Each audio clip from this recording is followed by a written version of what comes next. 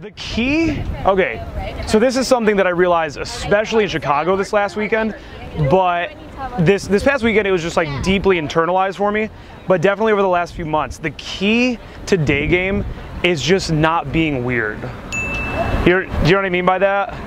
It's not, so you might get online and watch all these pickup videos. Some of my infields are like really funny and I say like the wittiest, funniest shit. And you, like, you know, and other guys, they have like this amazing, mind-blowing infield. And so you watch that and you're like, oh, it's gotta be like that. You know what I mean? It's gotta be like that at night. It's gotta be like that during the day. I've gotta really stand out.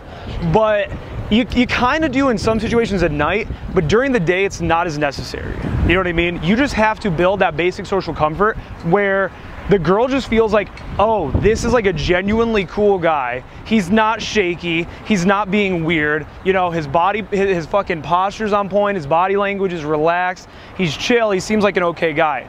You actually already have the advantage in day game, in my opinion, because I think, and this is just something that like, I've never like seen this anywhere before. Like I've just been thinking about this a lot lately. I think that girls are more addicted to the story of how they met a guy almost than like how it really went.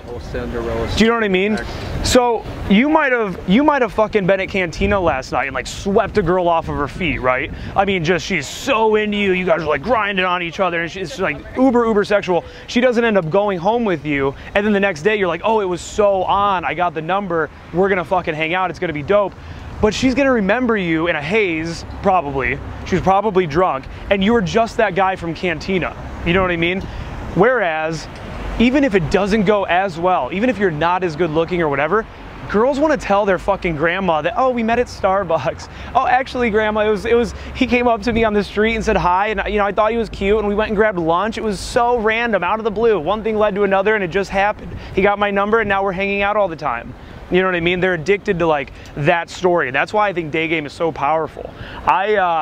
When I went to New York, I went to New York, I mean, I went for vacation. I'd never been to New York City, but I went about a month ago. And I literally, like, when I got there, I went out at night and everything, but primarily it was like hanging out with dudes, honestly. Like, I was going to meeting up with like all of Brad Holliday's guys and all the pickup guys at night, you know, and I gamed and shit, but I didn't really ever, there was no killer instinct, you know what I mean? I was there to get really good at day game.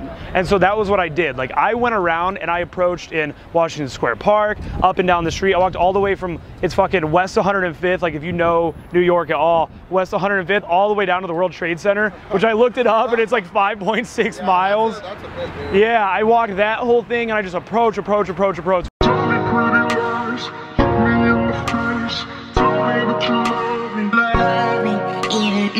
me pretty like me in the face, tell me that you